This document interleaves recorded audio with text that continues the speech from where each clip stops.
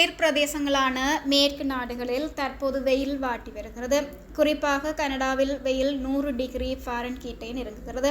அதே நேரம் அந்நாட்டின் மேற்கு பகுதியில் கனமழை வெளுத்தி வாங்கி வருகிறது. இந்த இரண்டு வித்தியாசமான காலநிலையால் சூழலியல் ஆய்வாளர்கள் அச்சமடைந்திருக்கிறார்கள்.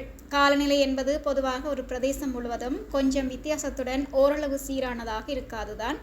கன்னியாகுமரியில் வெயில் அடிக்கிறது எனில் காஷ்மீரில் குளிர் இருக்கும். ஆனால் பனி பெய்யும் அளவுக்கு குளிர் இருக்காது. கனடாவில் இதற்கு நேர்மாறாக நடந்திருக்கிறது. ஒரு பகுதியில் கடும் வெயிலும் இன்னொரு பகுதியில் கனமழையும் பெய்திருப்பது கண்முன்னே நடக்கும் காலநிலை மாற்றம் தான் என்று சூழலியல் ஆய்வாளர்கள் கூறுகின்றனர். மெனிடோபா மற்றும் சஸ்காட்செவன் என கனடாவின் மேற்கு மாகாணங்களில் பெய்து வரும் கனமழையால் கடும் வெள்ளப்பெருக்கு ஏற்பட்டுள்ளது. குறிப்பாக மெனிடோபாவின் மேற்கு பகுதிகளில் கடந்த 7 நாட்களில் மட்டும் சுமார் 25.4 சென்டிமீட்டர் மழை பதிவாகியுள்ளது. வானிலை மையத்தை பொறுத்தவரை 10 சென்டிமீட்டர் அளவுக்கு மழை பெய்கிறது எனில் அது கனமழை என்று வரையறுக்கப்படும்.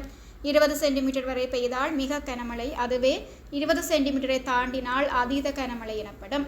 கனடாவில் 25.4 சென்டிமீட்டர் அளவுக்கு மழை பெய்திருப்பதால் பல நெடுஞ்சாலைகள் நீரில் மூழ்கியுள்ளன.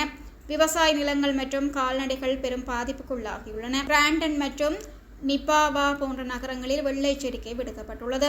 அதேவேளையில் ஒன்டாரியோ மற்றும் கியூபெக் மாகாணங்களில் கடுமையான வெப்ப அலை வீசி வருகிறது. இங்கு வெப்பநிலை 30 முதல் 34 டிகிரி செல்சியஸ் வரை பதிவாகி வரும் நிலையில் காற்றின் உள்ள ஈரப்பதம் காரணமாக இது 40 டிகிரிக்கும் அதிகமாக உணரப்படுகிறது.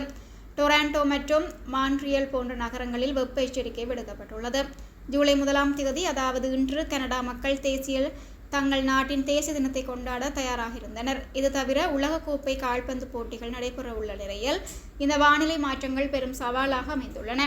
வெப்ப பாதிப்பிலிருந்து தப்பிக்க மக்கள் அதிகளவு தண்ணீர் அருந்துமாறும் தேவையற்ற மது அருந்துவதை தவிர்க்குமாறும் முடிந்தவரை நிழலில் இருக்குமாறும் சுகாதார அதிகாரிகள் அறிவுறுத்தியுள்ளனர். மேலும் முதியவர்கள் மற்றும் குழந்தைகள் மீது கூடுதல் கவனம் செலுத்துமாறு கேட்டுக் கொள்ளப்பட்டுள்ளனர். ஒரு பக்கம் கடும் வெயில், இன்னொரு பக்கம் ஆலை மூழ்கடிக்கும் வெள்ளம் என இதையெல்லாம் பார்க்கும் போது உலகம் அழிவை நோக்கி சென்று கொண்டிருக்கின்றதோ என பல்வேறு தரப்பினரும் கேள்வி எழுப்புகின்றனர். கனடா மட்டும் கிடையாது, பிரிட்டன், ஜெர்மனி, பிரான்ஸ் உள்ளிட்ட குளிர் பிரதேச நாடுகளும் கடுமையான வெயிலை எதிர்கொண்டிருக்கின்றன. இது மக்களிடையே புதிய அச்சத்தை கிளப்பியுள்ளது. சுவிட்சர்லாந்துல வீடு வாங்க போறீங்க, இல்ல ஆல்ரெடி உங்களுக்கு அங்க வீடு இருக்குன்னா இந்த வீடியோ உங்களுக்காக தான். ஸோ ஸ்கிப் பண்ணாம ஃபுல்லா பாருங்க. ஒரு மனிதனுக்கு வீடு அப்படிங்கிறது ரொம்பவே அத்தியாவசிய தேவை. அத்தியாவசிய தேவைகள்ல முக்கியமான பங்கு வகிக்கிறதே இந்த வீடு தான்.